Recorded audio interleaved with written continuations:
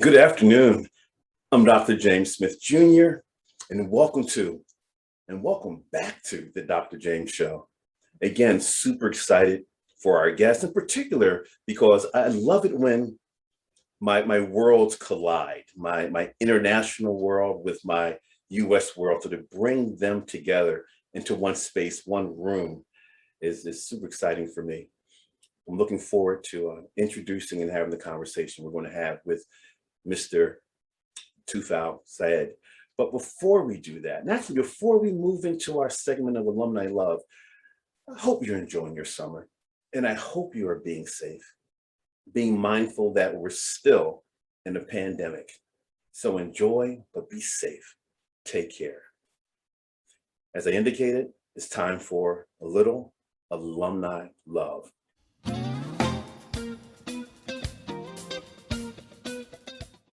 Hi, it's Dr. James here, and welcome to another edition of Alumni Love. It's when we love on our alum and give them an opportunity to talk about what's new, what's hot, what's going on in their life.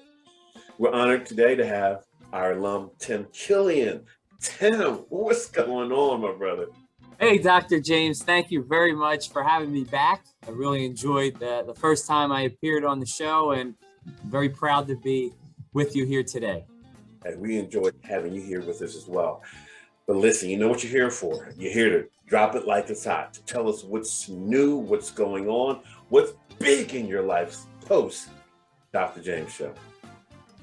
Well, kind of had a big change, kind of a life-altering switch. So since the last time I appeared, I actually have changed jobs. I left EDA Contractors, a place that is very near and dear to my heart, that I loved a lot. However, there was an opportunity that the door opened for me, and I decided to walk through it and take advantage of an opportunity that I didn't think would happen. And I am now the Township Administrator for Pennsauken, my hometown, the place where I grew up and I love dearly. It was a difficult choice to leave EDA, but this made sense for me, for my family, and it was a very cool opportunity that presented itself to me. I'm gonna ask you a question that I'm sure folks want to know. Well, I want to know. What does a township administrator do?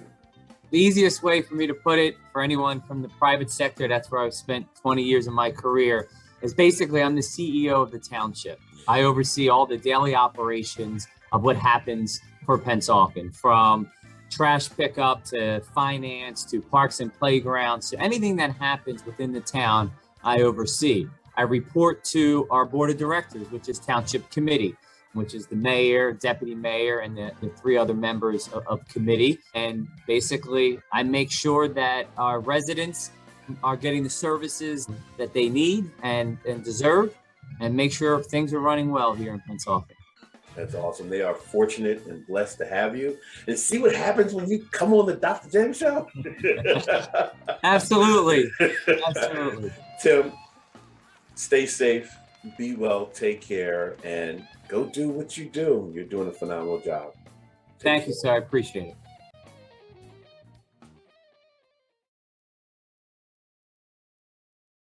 We love featuring our alum because they're doing great things.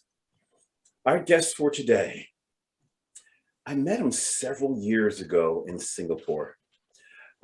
He is the president of the James Lynn Institute, president and founder, as well as the founder of the Rushford Business School in Geneva, Switzerland.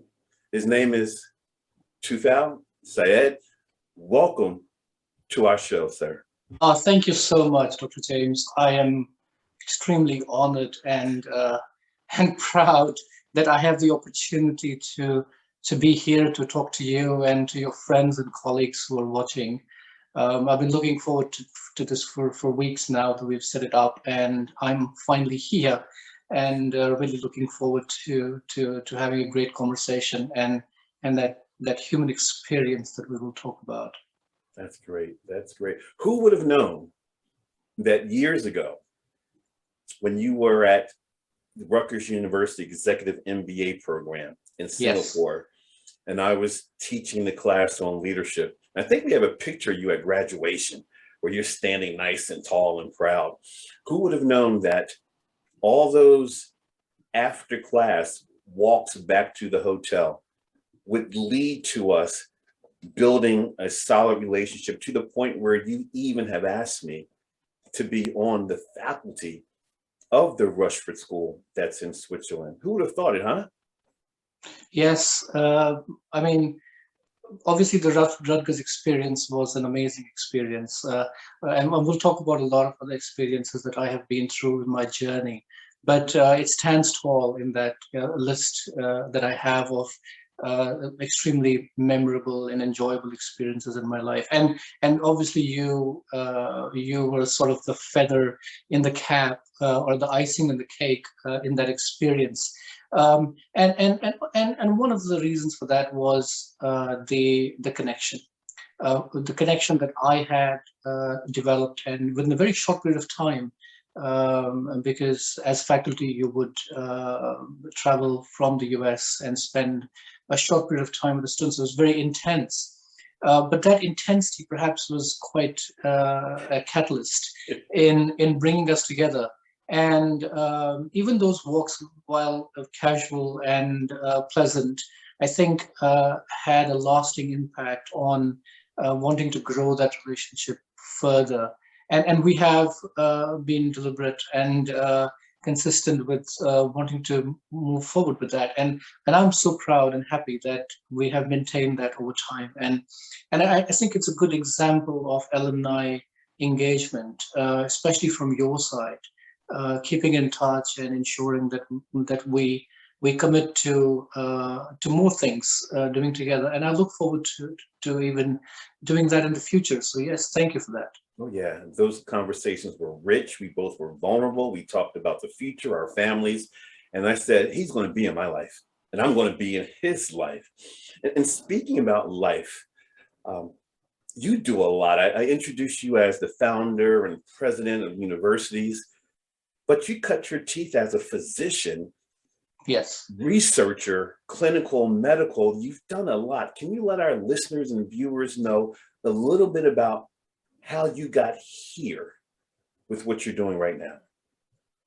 Thanks for that question. And if I tell you, I don't even know how that happened, but that would be probably half of the answer.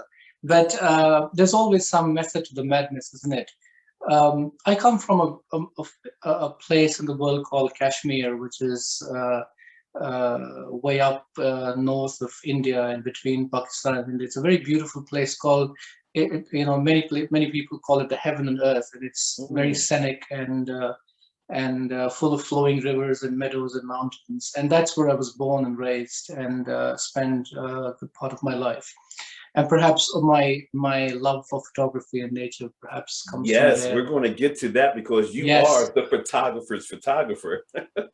Yes, so I think my inspiration for that comes from Kashmir. But I when I was young and I was studying, the traditional thought process was that you study and you become a doctor or an engineer or a pilot, and you make your parents proud, and you go and do that thing for the rest of your life, and make a good career for yourself, have a family, and be a great example. And understandably so, considering that the place is small and I'm talking about more than 30 years ago. The world was a little different, and opportunities were not as open as they are today in a more free and smaller world. But I was on that traditional pathway, moving to being a physician for the rest of my life. I was very good in my studies and entered the medical school and went through all the interesting times in med school, not to talk about tough times, and became a doctor, and then went to the US. Spent a few years in Buffalo, New York, Wow, okay. and that was my next journey, into my training. But I got involved in research very early on after I moved to the US, and that was probably one of the drivers for my interest in research. And And that was the first time I'd done research in my life, and I got very interested. So I worked on the bench, you probably picture a chemist in your mind, working with materials and tubes and all sorts of things on the bench. And that was not what I'd ever thought I would do. That was the first sort of, oh, here I am, and look what I'm doing, sort of thing. But it was quite meaningful because it brought out some good information on whatever we were working on, which was related to diabetes and obesity. So did you feel yourself evolving, moving away from the physician, or did you feel like I'm on a new trajectory, something's new going to happen to me based on what I'm in right now? Yes, it was intense enough to become sort of a parallel thought process. And again, the experience was about enjoying it. And at that moment, there was sort of a thought getting developed. This is something I can do for as full time rather than just be a physician. And when I went back to India, I actually went back to practice. And again, I was not sure whether I would ever do research again because I had a larger practice and was seeing patients every day. And just a few months down the line, when I was fully in my practice, I got a call from someone in the industry saying, "We need someone like you. We can't find someone. Can you join us?" And this was the world's one of the largest pharmaceutical companies trying to hire a medic, a doctor, Sure. who would help them to help with their research and pharmaceutical activities, and in India specifically. And they almost brainwashed me out of my practice. But in hindsight, because I always had this great interest in research, that was a sort of a pivot point for me. And I'll talk about it because our lives are all about rediscovering ourselves every day, Mm. and today we know more about ourselves, and it's like aha moment. I really didn't know that I could do this or I had this. So very quickly, when I was within the pharmaceutical space, within a larger company, in a corporate, basically, Hmm. my skills at management and business started sort of getting recognized Mm. in even in smaller meetings. I got picked up to be with the management at times, and here I was like a doctor or a physician who just came in, and sometimes you get stereotyped thinking, oh, you're a physician. What do you know about business, or what do you know about management, or how things work? And I did go through that, not because it was intentional, because it's something that comes very naturally when you are in that setting. But you said However, you kept getting picked. What was it? Was it the acumen? Was it the experience? Was it the energy? Was it the way you comported yourself? What kept attracting them to keep picking you? oh yeah, absolutely. I think it's for me. It is about the personal satisfaction of being in a role and getting things done where you feel that you've substantially impacted something. At the end of the day, our lives are about impacting and impacting lives, for example, or impacting information, or impacting something that is of importance to us. I felt that much more strongly when I was within and had moved away from practice into the new space. Let, And let, and let me I let me share this quote that I know you're familiar with, but to me it speaks to a lot of what you're saying right now. So we're going to put the quote on the screen, and I'll read it, then ask you to share why this is one of your favorites. No fear will stop us dreaming. Our dreams will light the sky. Even when all hope is gone, our dreams will not die. Why does that resonate with you? Oh, it absolutely does. It's every day when I remember from my times when I was sitting in those meetings and brushing shoulders with people who I looked up to. One of the things that always crossed my mind was how can I become as wise as them, or how can I know as much as they do, and how can I prove to myself that if given the right opportunities and the right sort of support, I can do great things. And every day I walk back and go home and put myself to bed. This thought would always cross the mind, and I believe that when you really have an intense desire to make something happen for yourself and for others around you. The universe sort of conspires to make it happen. You see it happening in front of your eyes, and you ask yourself, I didn't do as much as it is returning to me, and it has to be something else. And I think this positive energy and this conspiring of the universe a real thing, where that energy is channeled appropriately, really it brings great reward to you. I have dreamt all my life, and I keep dreaming even today. The dreams can go from being very, very rational to into the realms of really very, very not so rational. But I believe that anything is possible in this world Is if you that put your one of the mind to reasons it. why even being a physician and a successful corporate person, you still went back to school to get your executive MBA? Yes, and I alluded to it a little bit in the earlier conversation, is that you learn a lot on your feet when you're in corporate, or even as I transition to doing things on my own. But one of the things that you really want to do is validate that, and you've gone through, and I myself went through so many experiences and so much of learning and mentoring in the industry, that you really want to bring all of that together in a formal setting. And day one in business school, the thought that comes to your mind is, I don't know a lot. I think what I know, Been what I there. I've been know, there. yes, and that's a good thought, because you want to take yourself away from what you've learned, and sometimes even de-learn, because the industry can teach you what is important in those settings where you are operating, and many times it is driven to productivity or profitability or efficiency. But that doesn't necessarily mean that learned it the way that you could apply it anywhere, because that would be universal learning.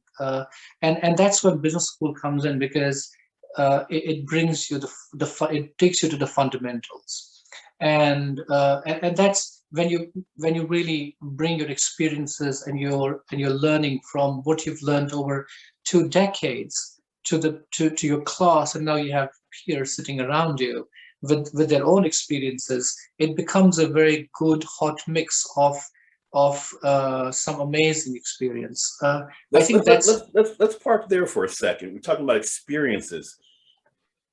I want you to complete this sentence. We ask it every show. And I want you to fill in the blank, either with a person or an experience or a turning point.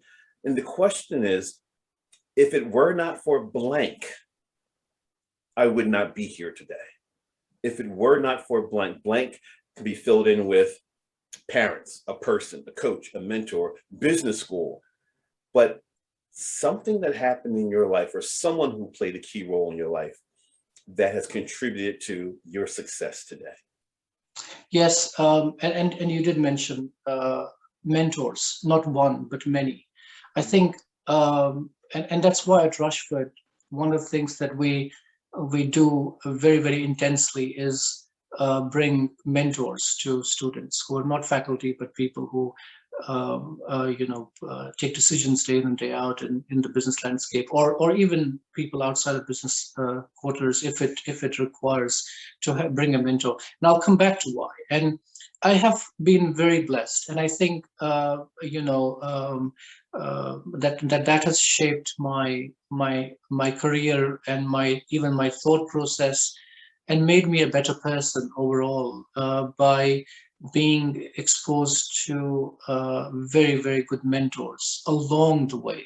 Right from when I moved away from clinical practice into pharmaceuticals to my transition from pharmaceuticals to human clinical research, and then from there to becoming an entrepreneur, setting up my educational endeavors. I have been mentored by people who have devoted their time, their resources, and without really any interest in receiving anything back. And I carry the torch for that, and try to mentor as many people as I can who need that.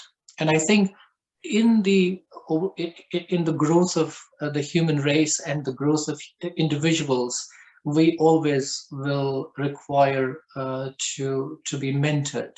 And obviously, everybody's needs and interests are different. But I highly recommend for anyone who's, we get very easily into this notion that we know it and we know what we're doing, and I know what I'm doing, and I know it better than, and how can I even explain it to anyone? And I just need the right kind of opportunity, or I need the next job, or I need the next promotion, or I need the next project, or I need something. So you focus a lot more on those aspects of what you believe is going to be.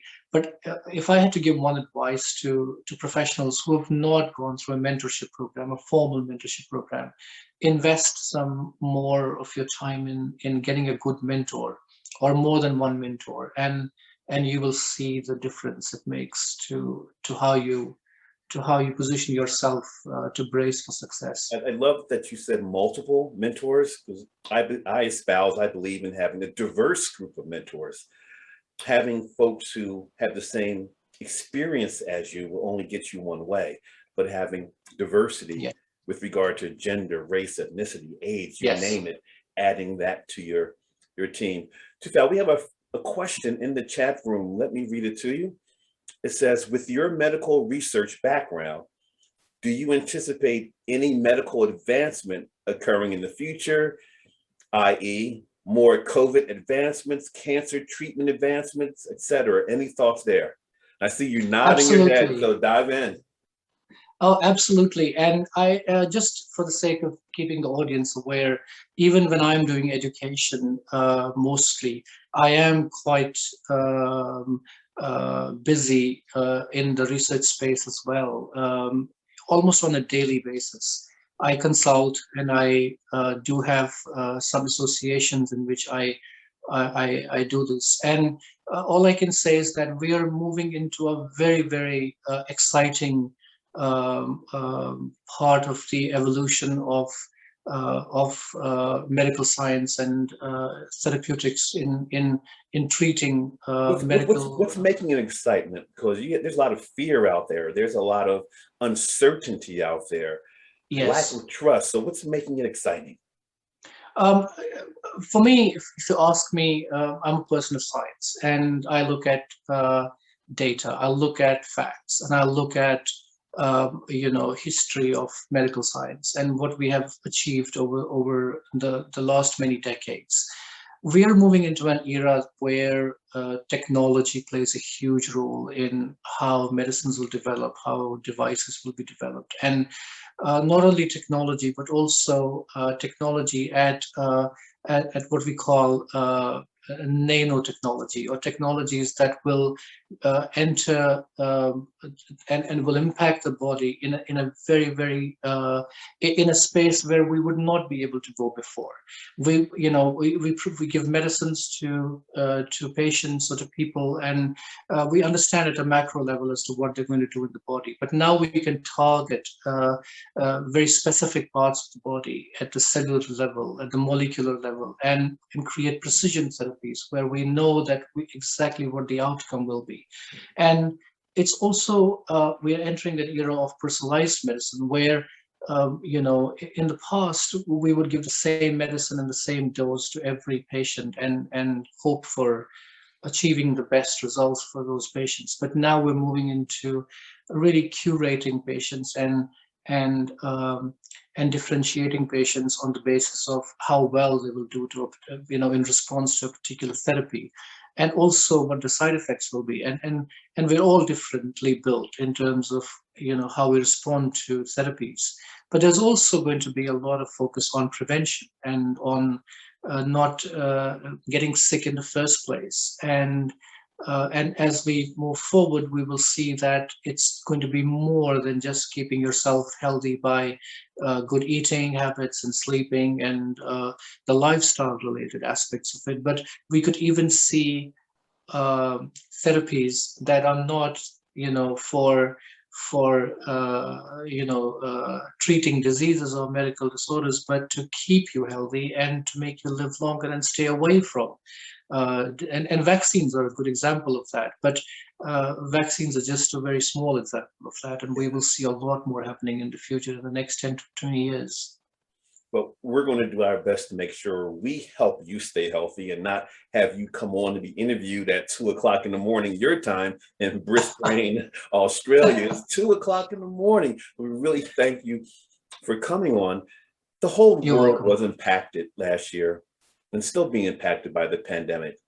But based on what I've heard and what I've seen, Australia did okay.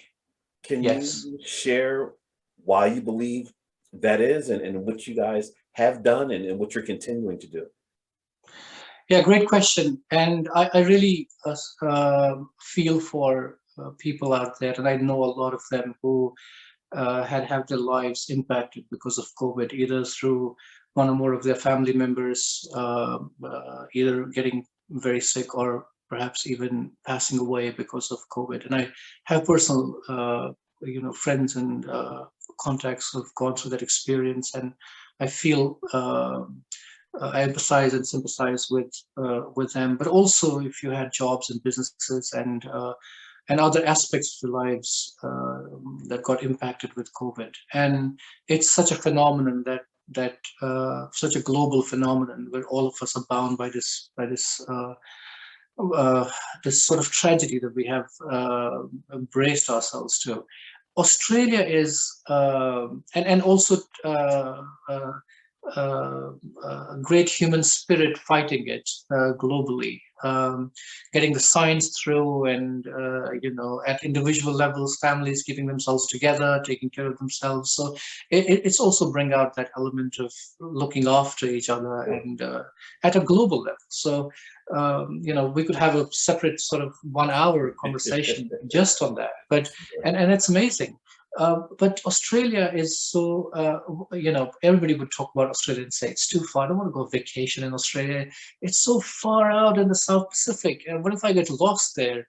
And it is a far place. I think one of the reasons that Australia became and New Zealand, because it's just next door, have been protected is, one, geographically we're just so far away from everywhere else, and nobody travels through Australia to go anywhere else in the world unless you're going to New Zealand and you found a flight that goes through Sydney or Melbourne.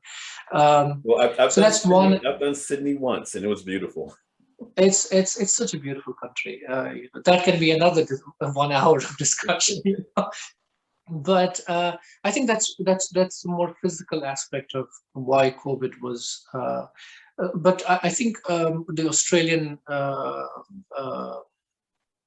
government and those people who are at the at managing the country have done a great job in ensuring very early sort of lockdown of the country and not allowing travel. So that again had a good impact.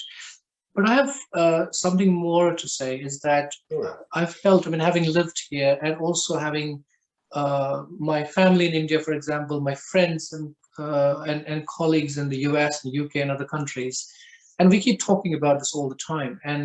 And I feel that and I'm not making any comparisons or of any sorts, but I see the level of sensitivity to lockdowns and to social distancing and isolations at a much lower case numbers as compared to some of the other parts of the world. That would be just purely a statistical thing, considering that other places have a higher population. But there is some data to show that here the culture of isolating yourself or to socially distance yourself is taken to the to the nth level by the book, and I think that's played a big role as well. But keeping that in mind, that has also had its own sort of not so good impact on us, is because we did so well. We were not as fast to get everybody vaccinated, and now we are behind the world in getting the population vaccinated. And because of this new variant that is now spreading, we're not as protected. So if you've been following the news, there have been there is some increase in COVID cases in Australia, especially in Sydney, and now in New South Wales, which is Sydney, and Victoria, which is Melbourne, and there are some lockdowns. So again, because of that or other reasons, we're not as quick on our feet to vaccinate everyone, and now we are going through slightly higher numbers. Yes. So I'm sure they'll be taken care of. Before we move to the business side, or continue with the business side, I want to talk about the personal side a little bit. You, physician, researcher, global educator, but you're also a crazy photographer.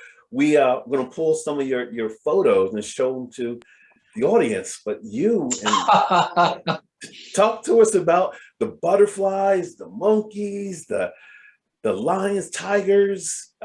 What's happening in these photos, and when and how did you develop your love for photography and animals? Yeah, thanks, Dr. James. Yeah, this is probably one of those passions I have, although I don't get to do a lot more as much as I wish. And I keep saying this to everybody around. One day I will retire and I'm going to pick up a bag and put all my photography gear and go to Africa and spend 6 months there. I love wildlife photography. That's my sort of, one of my bigger passions. Mm-hmm. Although I do a lot of landscape photography. You must have seen some landscape on my Facebook as well, and I've entered some into competitions, etc. Now, where does that come from? As I said in the beginning, I am artistically orientated a little bit. I used to, when I was in school, I used to get in. I used to paint, and I don't get to do that a lot. I do oil paintings and oil on canvas or watercolor on paper, and entered into competitions. So that was way when I was in my school, early years of my school, and even then, at that time, I had a camera, or more than one camera. And in those days, you could only get film camera with Kodak or Konica films, and it would be a process, and you wouldn't even know. And many times, you take photos and take it to the lab to get them processed, and there's nothing. Everything got exposed somehow. But I have pictures from when I was 10 years old that I have taken that still exist, and I go back to them and look at them and say, "Oh, I framed this well, and nobody told me how to do this." Sure. But with time, as I got more independent and could invest in a little better gear, and I did that. But it's not. I think photography is only a medium. It's only a way to bring how you look at the world, how you perceive it, and try to put it on a paper or on a digital on a screen. And in one way, what you're trying to do is, I mean, you could look at it and still be happy, and you could just look in the distance and look at the wildlife, or look at the meadows and the landscape, or the sunset or the sunrise in front of you, and just absorb that and be happy with it. And there are a lot of people who would say, why look at things through the lens when you can look at them through your eyes and enjoy the moment? And so why photography, and why does it give me more enjoyment than just looking at and absorbing the nature around me? Is, I think it's a reflection of you trying to bring something out of yourself. It doesn't become, you're only it's about you who's at the other end of the camera now. It's not about the landscape, it's not about the sunset. It all becomes a medium. The sun, the water, the rays, the light, the camera, the lens, the clouds, or the wildlife, they become an extension of you to really now as a means of expressing yourself, because you have now tried to make something out of it that defines you and brings your emotional side out. And every time I do that, it is an extremely satisfying experience. And many photographers will probably say the same, is the enjoyment that you get to a point of excellence in making that whole experience of capturing something in your camera and doing it well relates to you in a way. So it's about excellence. It's about doing something perfectly. You have perfect lighting, you have a perfect shot, you have good framing. You captured something that is very difficult to capture, and then it brings a part of you. I mean, you could photograph anything. Some people like street photography, some people like astrophotography, and some people like wildlife photography. So it brings your inner self out, and brings that emotional side out. So for me, it's a highly satisfying and de-stressing experience that I plan to even do more as I move forward. I wish I could do more, but it defines me in a way, the creative and emotional side of me as compared to the business and the more concrete side of me. I have similar feelings when it comes to presenting or speaking. It's just not to give data. It's about to create the experience. And I want you to feel what I'm saying and see what I'm saying and hear what I'm saying. And again, it's not just the data. It's self-expression, and it's pouring more into it. Another question for you in the chat room. Let's say, what's your thoughts overall on how we can wisely stimulate the global economy, not at the risk of opening up normal business operations too soon during the pandemic? Any thoughts there? We were talking about the economy before we came on. Oh yeah, absolutely. And right now, it's all about how do we get to a point globally at the macroeconomic level where we are maintaining the basic fundamentals of macroeconomics that drive the world and have driven the world over a long period of time. Now, we have to adjust ourselves in a way so that it becomes more semi-permanent. We're not, at this point of time, the thought process should be and has to be that, even if our wishful thinking, we think that, okay, COVID is going to go away in a year or 6 months or, something like that. We have to be ready for this thing to be here for the next many years.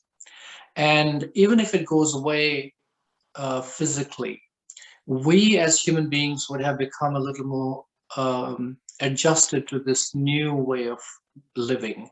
And it'll take us some time to go back to becoming who we were 2 years ago. Now, the stimulating of the economy can happen in different ways. I know that, we're aware that different governments are trying to use their own ways to stimulate their economies. And all they're doing is really utilizing the macroeconomic indicators to stimulate. But at a business level, I think as a global economy with smaller businesses and medium-sized businesses are so important to the global economy. While we don't talk about small businesses and medium-sized businesses, we get to talk about big businesses like Amazon and Apple and those kinds of businesses. But if you, in the true sense, if you look at what drives the global economy is not only the larger companies, but the mid-sized companies, smaller companies. And they have had to do a lot of adjustment to really keep themselves in business. And one of the ways by which we can stimulate the economy and also bring it back to a set point, because it's all about the set point. It's about what's the new set point, what's the new dynamics, what's the new world order. Should we do things differently and continue doing them differently forever, or maybe for a long time? Is it even better to just keep it this way and then look what needs to be done to ensure that it's the new way of working? For example, some companies now saying, even after COVID is better, nobody's coming back to work. You're still going to work from home, because they found the efficiency that they knew it exists, but didn't have the necessary sort of environment to be able to enforce it. But now it got enforced because of COVID, because of a new situation that you had to do it. But they don't want to go back to the physical building aspect of it. They want people to work from home. So similarly, at the macroeconomic level and even at the microeconomic level, the stimulation of the economy has to be in a way so that it talks to the new world order, not to how we were doing things 2 years ago, because now the world is fundamentally changed. It is fundamentally changed to a new set point. Governments are understanding that, big businesses are understanding that. And of course, the small and medium-sized businesses have felt it the most because of their vulnerabilities in the market. It's good stuff. Good stuff. I want to get into your head a little bit. And it's around what motivates you to do certain things. Research says you are the founder of the James Lind Institute in Switzerland, founder of the Rushford Business School associated with James Lind, the founder of the European School of Data Sciences and Technology. You're the founder of the Berlin School of Health Sciences in Germany and Clinical Research Society, where there's over 40,000 members throughout the world. Does this ever rest? What goes into your thinking, your creation, your innovativeness? Talk to us. That's a lot to accomplish.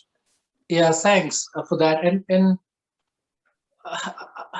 I don't know how to, it's a good question. And when I look back and I look at what all I have done and what all I have gone through in terms of, starting from where I was back in Kashmir, studying and from there on moving into my career and then going into the entrepreneurial way.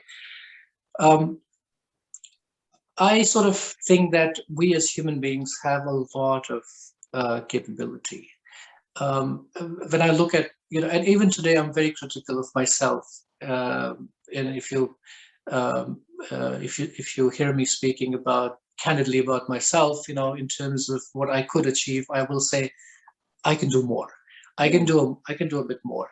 But at the same time, I think let's not get too comfortable with the fact that it's me alone who's done it. No. You have to be surrounded by people who bring your dreams to fruition. And that's where leadership comes in. You, the spark, or you, the driver or the thought process. But I've learned it the hard way is that you can't do everything. Even if you wanted to and you wish to and you thought that you could, there will always be misses. There will always be things that will go off your radar, and sometimes they're critical.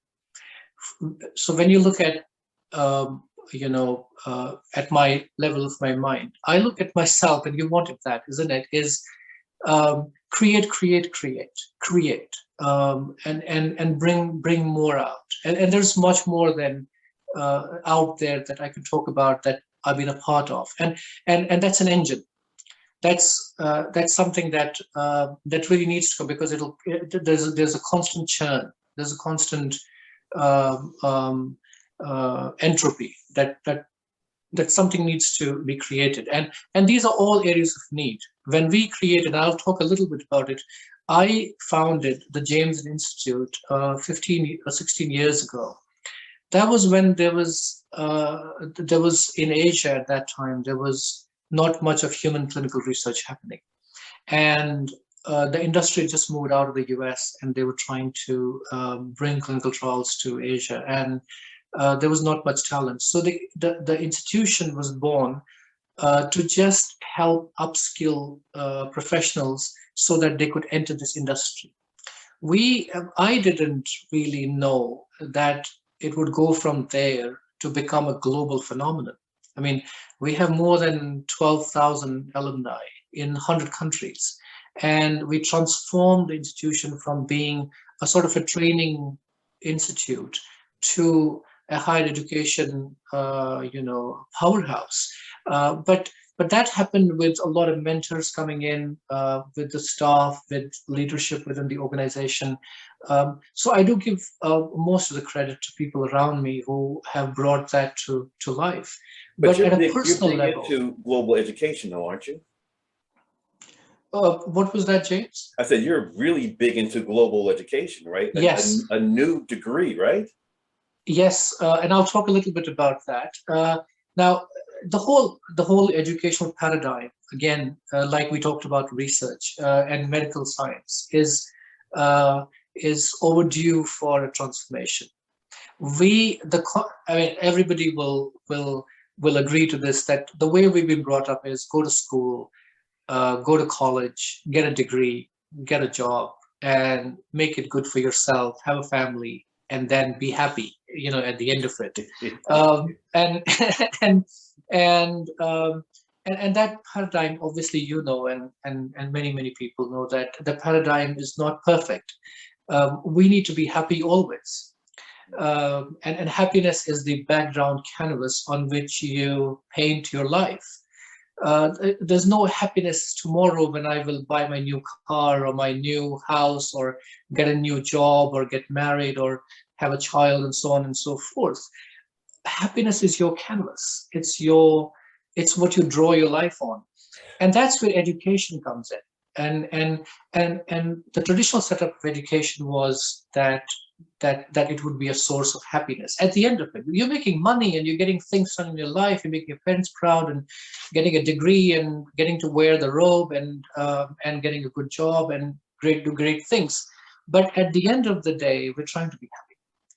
So when you decentralize it a little bit at that personal level and say, okay, now I'm happy always. How do I now become a learner? And the second concept is that we would study and then keep on studying new things based upon what we wanted to do. So if you're interested in engineering, you go to an engineering school. If you wanted to be a doctor, you go to a medical school.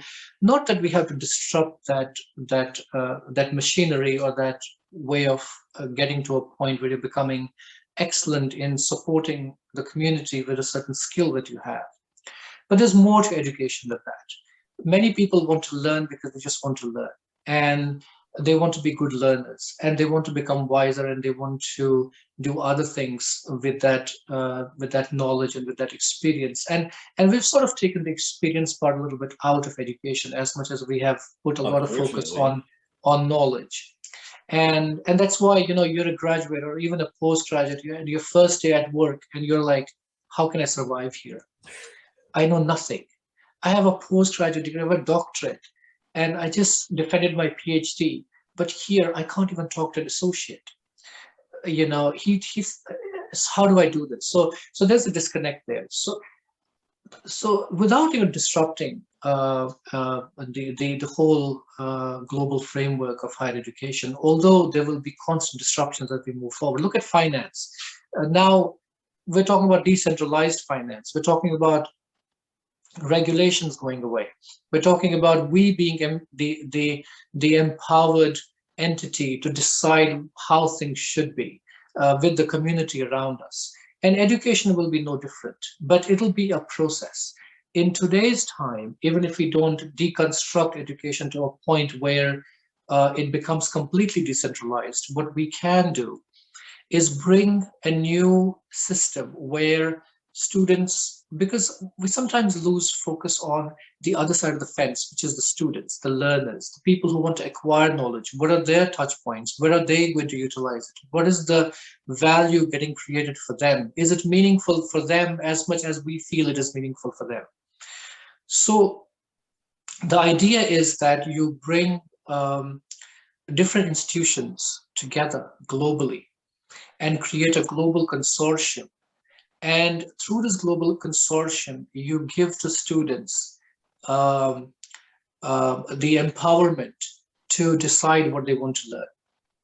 And they can pick and choose based upon what institution they want to study from. It could be on campus, it could be off campus. and my colleague, Professor Kyriakos, from Unitano University in Italy, has been a pioneer in this, and his article got published recently in the United Nations Journal. And it's simple, but it's also quite elegant in that if there is this willingness on behalf of global institutions to come together and create this framework, they're creating opportunities for students worldwide, where they students can even decide how to, because the credits are available in the system, and there's a certain number of credits they need to complete for parity with the traditional setup, they can pretty much decide the degree that they're going to get. So they and there can be all sorts of mixes. And now it's almost as if it's learning on demand. Exactly. But we've had that a bit in recent times through the MOOCs platforms and through other platforms. However, they're still not at a level where you would give what you learned the parity with the traditional higher education framework. So that's stage one, obviously, to create a global framework where students now are in charge of what they want to study and how they want to study and where they want to study. And students want experience. I could be a student who is studying a master's 2 years. I could do it in 5 different countries. And I know exactly how my experience is going to be and what I'm going to do with my time in those 5 countries. And then at the end of the day, I would have this degree that would be completely valid, would be accepted anywhere, and I would have had amazing experience going through that program rather than going to the same place for 2 years. So, or you could do online and blended and all sorts of things. So,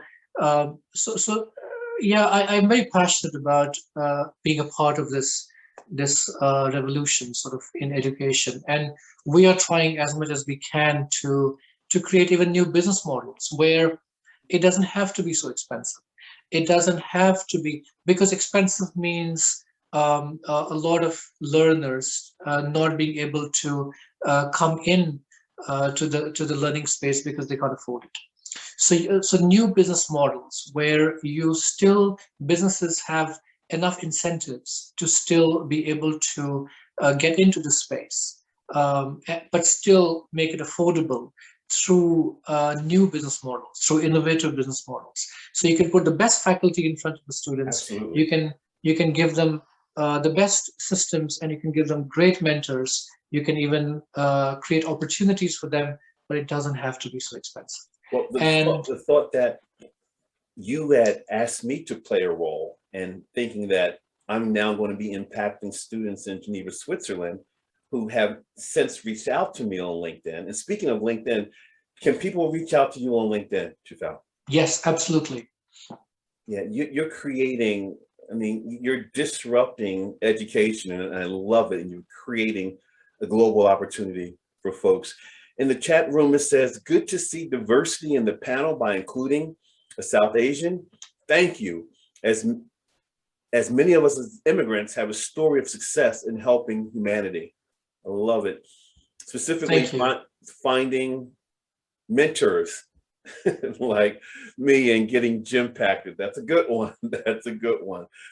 Really quick, I want to throw you in the hot seat. The hot seat is our quick activity where I give you a word and you share the first word that comes to your mind when you hear that word. There's no thinking. It's just knee jerk, bam, bam. and we'll see how many we can get through. Are you ready? And I'll these have are to make myself ready. Okay. some of the words you use during the course of the presentation. Here we go. Creative, Nature, innovation, science, leadership, people, change, constant, global. phenomenon, How about disruption, today, diversity, always, management, people, transformation, me, Tufail Syed. everyone around me. I love it. You're off the hot seat. You're off the hot seat. Wow, you have brought a ton of knowledge, tips, tools for us to consider in such a short period of time. What's next for you? What's next? There's a lot going on at a personal level, I would like to grow myself more, get to read more. With all the years left, still challenge myself and impact more lives and impact the world around me. That's at a personal level, as a human being, as part of the community, the global community, and continue to make friends and enjoy my associations, and be part of my family as much as I can. At the business and the contribution to the world standpoint, continue to be focused on education, continue challenging the current models and bring new models of education forward, grow Rushford into a global business school that does things very, very differently. And with all the other schools that you mentioned, create an ecosystem of very high value schools that will be recognized for not only cutting edge education and experience for students, but also making it very, very affordable so that students who normally in other circumstances do not have the means to afford very high quality education are able to do that, and that itself has its follow-on effect on their communities and their families and in their daily lives. And I don't know how much of that we can quantify, but at a qualitative level, I am 100% sure that we will make very, very significant contributions. And one more thing that I want to do much more moving forward is, in the health school, we have a big part of our community from Africa. And one of the things that we have been talking about recently is to give back and make strategic investments in the public health betterment in some of the African countries. So work is going on in that area: clean water, sanitation, women's health, child health, those areas where there's a lot of need in those communities, and governments and non-governmental organizations and charities just do not have enough resources to cater to everyone. So businesses that have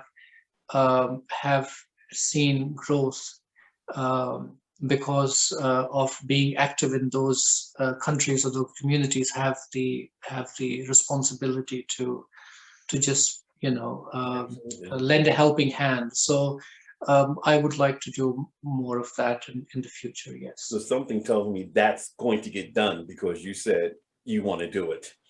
Yes. I'm wiser today because of the time we spent. I'm sure the others picked up a tip, a thought, something to consider.